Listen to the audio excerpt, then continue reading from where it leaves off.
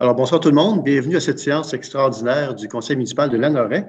Alors, 31 janvier 2022. Avant de débuter la séance, je vais laisser donc M. Maheu, directeur général, secrétaire trésorier, lire l'avis de convocation. Alors, M. Maheu, le temps que je baisse.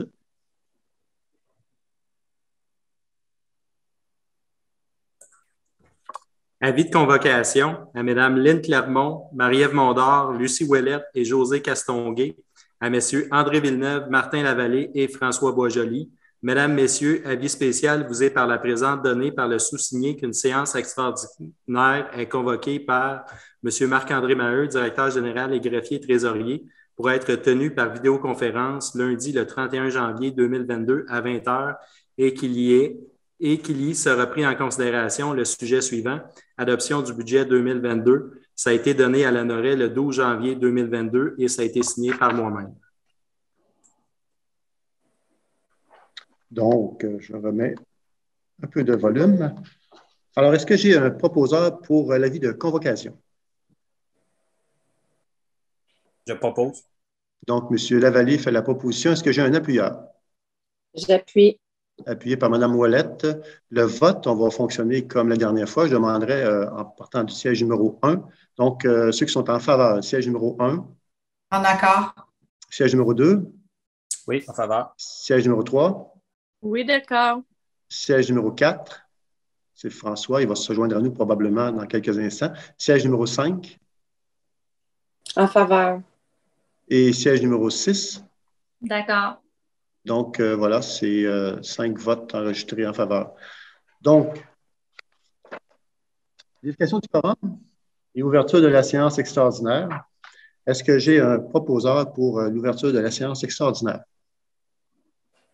Je propose. Proposé par Mme Marie-Ève Mondor et appuyé par Lucie Ouellette. Oui. C'est ça? Alors, siège numéro 1, pour ceux qui sont en faveur, siège numéro 1. En accord. Siège numéro 2. Oui. Siège numéro 3. D'accord. Siège numéro 4. C'est François, donc toujours pas là. Siège numéro 5. D'accord. Et Mme Castonguay, siège numéro 6. D'accord. Donc, 5 votes en faveur. Donc, la séance est maintenant déclarée ouverte. Alors, juste peut-être vous préciser qu'à la fin, il y aura une période de questions. Et lorsqu'il y a une séance extraordinaire sur le budget, le Code municipal, et là, je vous donne l'article du Code municipal, c'est l'article 956 du Code municipal qui stipule que seules les questions qui portent sur le budget peuvent être posées. Alors, je vous le dis en début, je le rappellerai tantôt, juste pour s'assurer que si jamais vous avez des questions qui ne portent pas sur le budget, vous dire que demain, à la même heure, au même poste, il y aura une séance ordinaire du Conseil et à ce moment-là, toutes les questions que vous voudrez poser pourront être entendues. Mais ce soir, on va se limiter à des questions sur le budget uniquement. Voilà. Alors donc, on va débuter, on va faire apparaître à l'écran la présentation. Comme ça, les gens qui sont là vont pouvoir suivre davantage. Bon, voilà. Donc, on va passer à l'autre page, M. Maheu. Budget 2022, contexte général et spécifique. Parfait. Alors, on va revenir un petit peu en arrière. On va aller dans le contexte municipalité de Lanoraie. Ah, elle est là. D'accord. Donc, comme vous le voyez à l'écran, la municipalité de Lanoraie, c'est une population de 5 239 résidents. Le territoire, c'est 102,83 km². C'est un territoire qui est très grand. Infrastructure, donc 56,7 km de chemin, 2,5 km de trottoir et 26,5 km d'aqueduc, 16,4 km de réseau de conduite d'égout, 6 parcs et espaces verts aménagés. L'organisation, eh bien, c'est 20 employés réguliers et c'est 20 employés saisonniers. Donc, on tourne la page. Contexte. La municipalité a une valeur foncière de 680 millions imposables et elle se décline de la façon dont vous voyez. Donc, il y a 94 millions en valeur, donc terre agricole ou bâtiment agricole. Il y a 513 millions en valeur résidentielle, 7 millions en valeur de 6 logements et plus. Les 6 logements, en fait, en bas de 6 logements, ça tombe dans la valeur résidentielle. 37 millions, donc en valeur, là, on a marqué des kilomètres, là, mais c'est 37 millions en valeur non résidentielle et c'est 28 millions en valeur industrielle. Principale charge 2022, Sûreté du Québec, Alors, Sûreté du Québec, on va y revenir un peu plus tard, c'est 799 000 par année pour la Sûreté du Québec. La MRC, c'est 790 000 donc, que la municipalité de Lanoraie verse à la MRC. Juste pour vous donner une idée d'où ces sommes-là, finalement, là, quel service on a en retour, finalement, de ce 790 000 $-là de la MRC. D'abord, ben, c'est le service d'évaluation. Donc, quand on parle de richesse foncière, ça prend une évaluation. C'est la MRC qui joue ce rôle-là. Le transport, le service d'aménagement du territoire, la cour municipale, la culture et aussi l'environnement et d'autres choses pour amener à ce montant de 790 000 $. Service incendie, je le précise encore une fois, la municipalité est responsable du poste, donc de la caserne incendie, et c'est la MRC qui va s'occuper des ressources humaines, donc des employés, que ce soit les pompiers et donc l'administration de la gestion finalement du personnel. Donc, tout ce qui est personnel et équipement, c'est la MRC. Et pour cela, évidemment, chaque municipalité verse une quote-part et la nôtre est de 541 000 $. On va tourner la page. Dépenses projetées. Donc, vous avez les tableaux 2021-2022.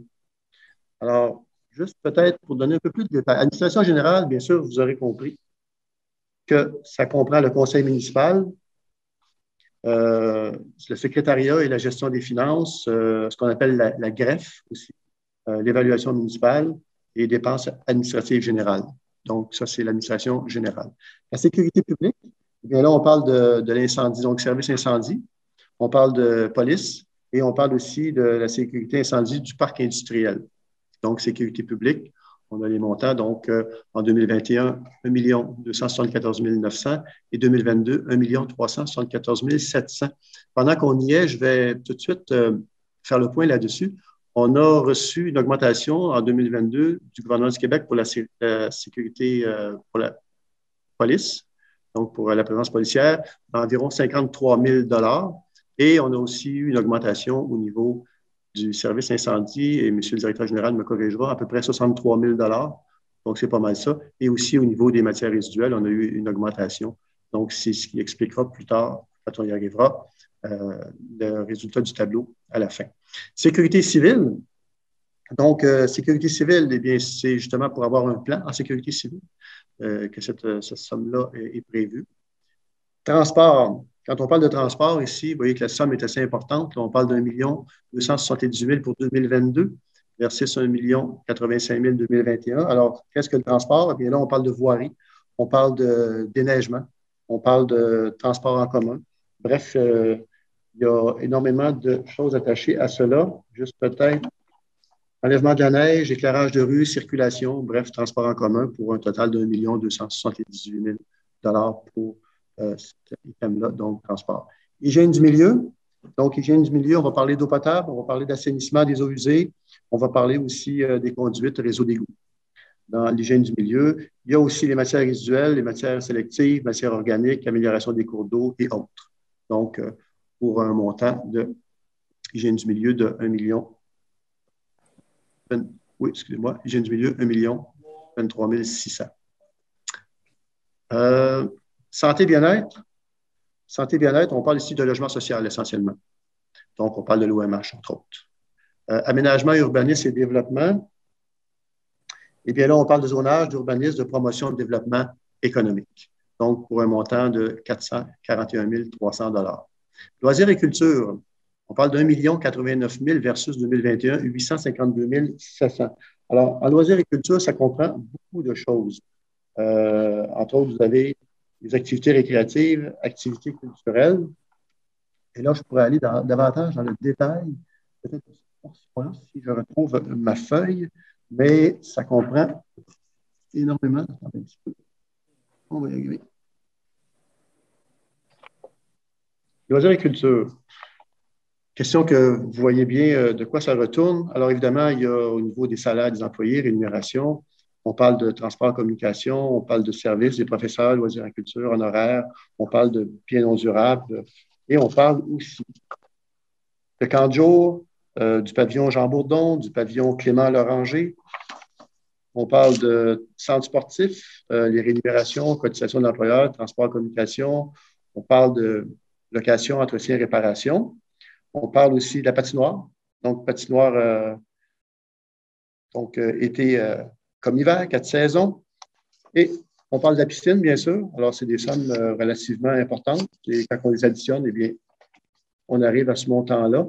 Et on parle aussi des parcs, terrains de jeu, plateaux et belvédères.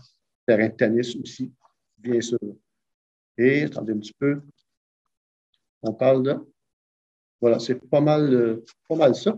Ce sera possible d'aller voir sur le site Internet de la municipalité le détail que je viens de donner encore plus en détail, si je peux me permettre cela. Frais de financement, évidemment, c'est les frais de financement. La municipalité a des emprunts et il y a des frais de financement associés à ça. Alors, tout ça pour dire que le total des dépenses en 2021 était de 5 963 200 et 2022, 6 678 300. On tourne la page. Dépenses projetées en immobilisation. Donc, on a un 500 000 ici. Là, on parle, entre autres, l'asphaltage et l'amélioration des rues. Et on parle, entre autres, du rang Saint-Jean-Baptiste et du rang Saint-Henri. Aménagement urbain. Aménagement urbain, en fait, c'est du mobilier urbain qui a été acheté l'an passé, parce qu'il a été commandé l'an passé. Il a été livré en ce mois de janvier. Alors, ça a pris un certain temps. Ça a pris un peu plus de 6 mois. Alors, il est livré, donc il rentre évidemment dans le budget de 2022, donc 21 300. Travaux pavillon Jean Bourdon, c'est les salles de bain qui sont en train d'être refaites, mais vraiment de bout à l'autre. On parle de plomberie, on parle de cloison, on parle de plancher. Alors, elles sont en train d'être faites vraiment. Les travaux sont en cours et on me dit que ça va bien, que ça avance rapidement. Machinerie, outillage et équipement, on parle ici d'un montant de 46 400. Et là, on parle de l'acquisition d'un sirop, avec une benne pour pouvoir transporter et déposer des choses. On parle d'un balai mécanique pour aller après un des tracteurs. Et on parle aussi des choses comme des appareils d'arrosage. Donc, pour un montant de 46 400 pour un total de 665 700 dans les dépenses projetées et mobilisation. Maintenant, revenus projetés. Donc, on a une taxe sur la valeur foncière de 4 363 200 en 2021 et on a une taxe sur la valeur foncière, donc une taxe qui rapporte dans les coffres de la municipalité, de la trésorerie, 4 559 000. Il faut savoir que la hausse est due en grande partie aux constructions qui ont eu cours sur le territoire, donc de nouvelles taxes qui entrent dans les coffres de la municipalité. Taxe sur une autre base. Alors ici, on va parler d'aqueduc, on va parler de conduite d'égout, surtout. Alors, c'est les montants, donc on passe de 949 300 en termes de revenus projetés à 1 054 300. Paiement tenant lieu de taxes. Là, on parle de paiement tenant lieu de taxes, on va parler comme de l'école, tout ce qui est gouvernemental, ou encore le bureau de poste. Donc, c'est des revenus qui passent de 73 700 à 89 000. Services rendus, 479 100 à 620 100. Là, ici, on voit qu'il y a une augmentation de 140 000 dans les services rendus entre 2021 et 2022. On explique cette augmentation-là, qui n'est pas une mauvaise nouvelle en soi. C'est les permis. Bon, c'est pas énorme, mais c'est les permis, c'est les branchements au niveau de l'aqueduc, c'est les inscriptions au niveau des cours qui peuvent se donner dans la municipalité, mais c'est surtout les droits de mutation, la fameuse taxe bienvenue. Alors, c'est des taxes, surtout les droits de mutation qui ont fait faire ce bond-là de 140 000 Autres revenus? Alors là, c'est des petits montants ici et là qui font en sorte que la municipalité va chercher quelques revenus. Subventions. Alors, subventions, 227 800 en 2021. On prévoit en 2022, minimalement, aller chercher pour 365 300 de subventions. Quand on parle de subventions, on peut penser, je pense que c'est important de le dire, vous savez, la municipalité reçoit encore du fonds GA de Sèvres. Vous savez, la piscine à l'époque avec les constructeurs GA de Sèvres, il a été créé à un certain moment et la municipalité reçoit toujours des sommes de GA de Sèvres par rapport à ce fonds-là. Donc, c'est des portions de subventions, entre autres de la TEC, le fameux programme de la taxe sur l'essence et de la contribution du Québec.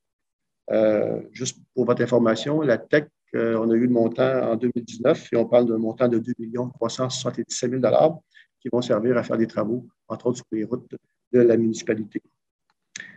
Donc, voilà pour les subventions. Il y a aussi la Caisse populaire, entre autres, qui donne subventions à la municipalité. Donc, total des revenus, on parle pour 2021 de 6 115 000 et on parle pour 2022 de 6 717 000 $. Voilà. Taux de taxation variable utilisé pour projection. Bon. Alors, je vais passer immédiatement au tableau du bas. Le tableau du bas, vous allez voir, vous avez la taxe générale, première colonne, taxe générale, donc 2021-22. Vous avez la police et l'incendie. Pour ce qui est de la base et agricole, donc, vous savez que le gouvernement fait en sorte, en fait, le gouvernement dit que la taxe de base d'une municipalité, c'est souvent le taux résidentiel, la taxe agricole ne peut pas être plus haute que le taux résidentiel. Elle pourrait être plus basse. Ça, c'est un débat qu'on pourra toujours avoir. Mais pour le moment, elle est égale. Donc, la taxe agricole et le taux de taxe résidentielle sont au même point. Ils étaient en 2021 à 0,433. Ils demeurent en 2022 à 0,433. Ce qui veut dire qu'il n'y a aucune augmentation du taux de taxe, ni en hausse, ni en baisse. Par contre, quand on arrive avec, on va juste continuer la colonne du bas, donc 6 logements et plus, donc pas d'augmentation non plus. Non résidentiel, pas d'augmentation. Industriel, pas d'augmentation. Et là, je reviens au point de tantôt, je vais parler de la police et incendie. Là où, au niveau de la police, on a une augmentation du gouvernement du Québec de 53 000 par année. Et là, vient se refléter ce 53 000-là. Donc, vous allez voir, en 2021, on était à 0,1 et là, on va tomber à 0,110, donc 0,11. Donc, il y a une augmentation de ce côté-là d'un sou pour la police. Incendie, alors à ce moment-là, on voit qu'il y a une augmentation aussi de 0,006. Donc, d'augmentation, ce qui fait en tout et partout, en additionnant les deux, 1,6 sous l'augmentation pour la police et incendie.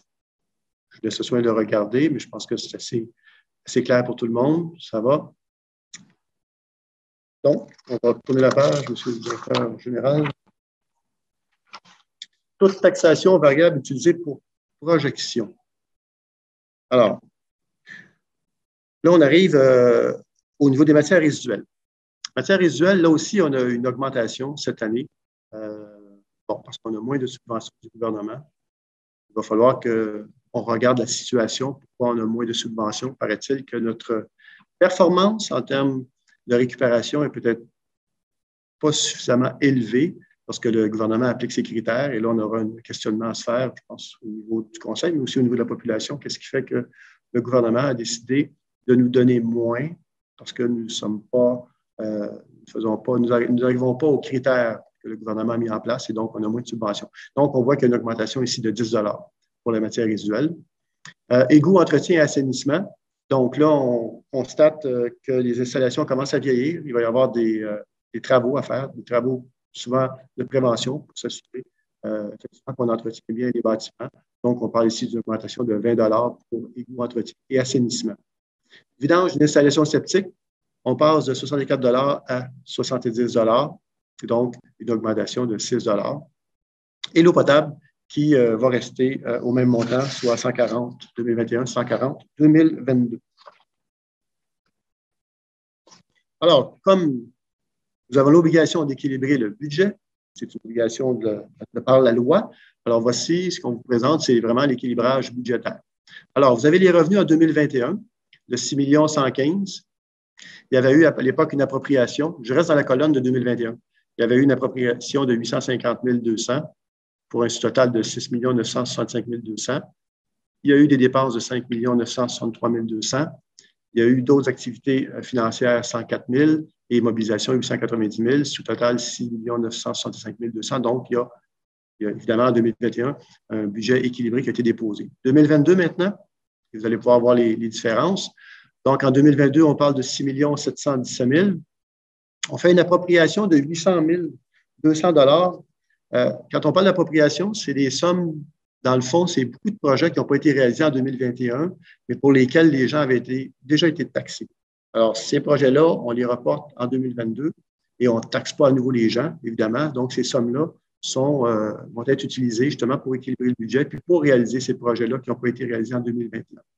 Donc, un sous-total de 7 517 200. Dépenses 6 678 300. Autres activités financières, 173 200. Immobilisation, 665 700. pour un total de 7 517 200. Donc, on voit ici qu'il y a un budget équilibré.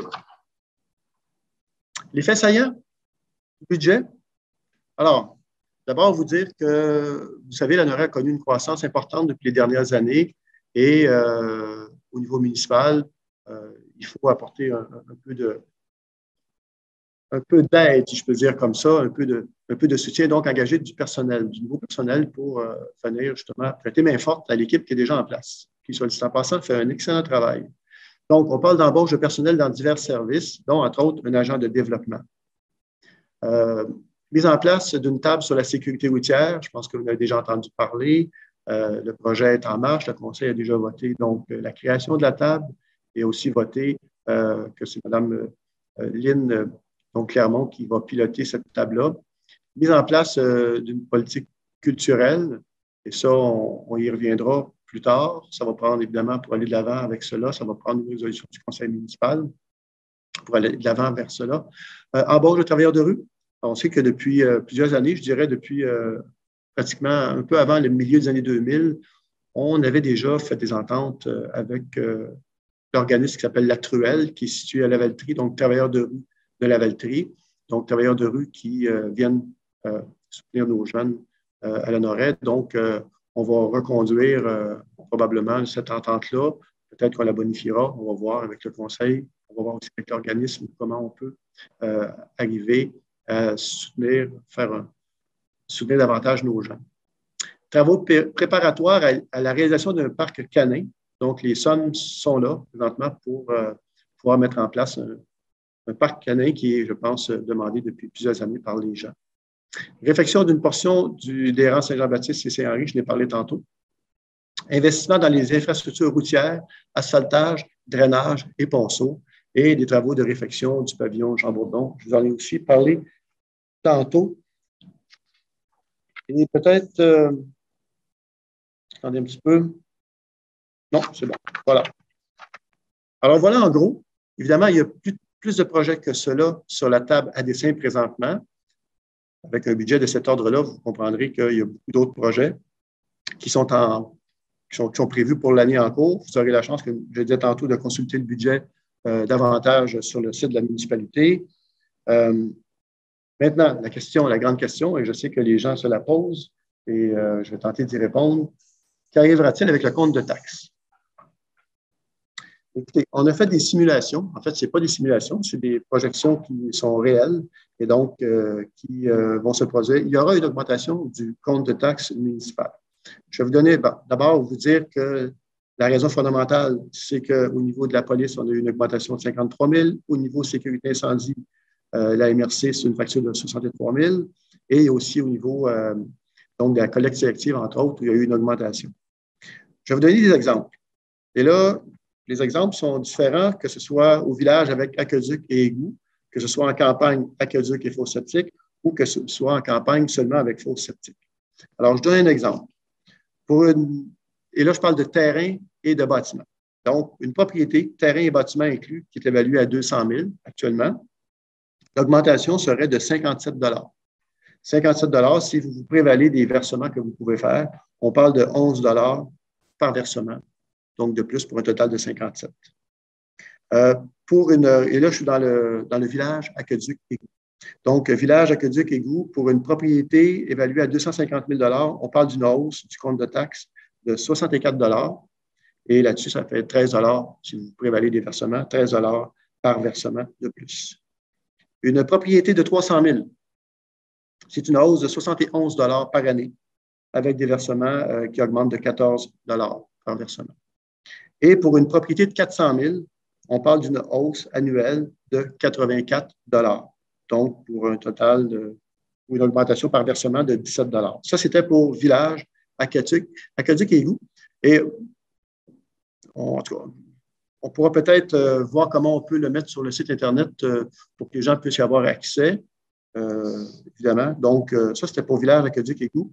Campagne aqueduc, ceux qui ont l'aqueduc et fosse septique en campagne. Donc, une maison de 200 000 $, propriété bâtiment, propriété maison et terrain, c'est-à-dire, on parle d'une augmentation de 48 $ par année du compte de taxes. Pour une propriété évaluée à 250 000 on parle d'augmentation de 56 $. Pour une propriété de 300 000 on parle d'augmentation de 64 $. Et pour une propriété de 400 000 on parle d'augmentation annuelle de 80 $, soit 16 $ par versement. Maintenant, pour ceux qui sont à la campagne et qui ont seulement faux septique, on parle ici pour une maison de 200 000 d'augmentation de 48 $, pour une maison de 250 000 de 56 $, pour une maison de 300 000 et terrain toujours 64 $ d'augmentation par année, et pour une propriété de 400 000, on parle d'augmentation de 80 $ annuellement. Vous savez, il y a une période de questions et moi, j'aimerais bien vous entendre si vous avez des questions. Monsieur le directeur général, j'ai oublié quelque chose? Avant la période de questions. Ah, ça, j'aime moins. Est-ce qu'on peut faire l'inverse? Légal ou pas? D'accord. Alors, si on suit le protocole, si on suit la réglementation, il faut d'abord et avant tout adopter le budget avant de passer à la période de questions. Alors, voilà. Donc, alors, mesdames, messieurs les conseillers et conseillères, que le budget de l'année 2022 prévoyant des revenus et des dépenses de 7 517 000 soit et est adopté. Est-ce que j'ai un proposeur? Je propose. Proposé par Mme Ouellette. Est-ce que j'ai un appuyeur? J'appuie. Appuyé par Mme Lynne Clermont. Alors, je vais vous demander ceux qui sont favorables, toujours en y allant du siège numéro 1 au siège numéro 6. Alors, le siège numéro 1. En accord. Le siège numéro 2. En accord. Siège numéro 3. En accord. Siège numéro 4. Alors, c'est François, il n'est pas là, heureusement. Siège numéro 5. En accord. Et siège numéro 6. D'accord. Donc, c'est adopté à 5 voix. Et donc, le budget 2022, prévoyant des revenus et des dépenses de 7 517 200, soit et est adopté. Alors, voilà. Écoutez, je sais que normalement, les gens écrivent des questions. Je veux juste le répéter. Les questions ne peuvent porter que sur le budget. Évidemment, il y a une latitude. On verra selon les questions qui seront posées. Il y a une certaine latitude. Mais sinon, s'il y a des questions qui vous turlupident, comme on dit, bien, vous aurez toujours la possibilité demain, même heure, même poste, de poser vos questions sur le Facebook de la municipalité. Ça va nous faire plaisir d'y répondre. Pour l'heure, je n'ai pas de questions en vue.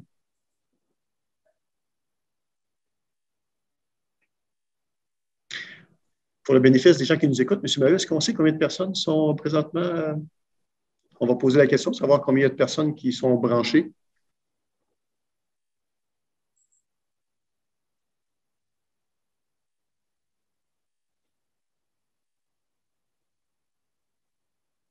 On va attendre encore un peu. Lors de la séance qu'on a tenue sur Zoom et Facebook la dernière fois, les questions sont arrivées un peu plus tardivement. Alors, on va laisser quelques instants si les gens ont des questions à poser.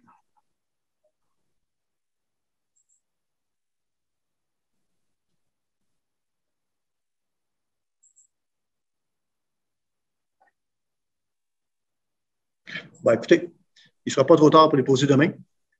Hein? Alors, je vous invite à participer aux réunions du Conseil par ce fantastique outil Facebook qui nous permet de pouvoir, dans votre salon, vous rejoindre.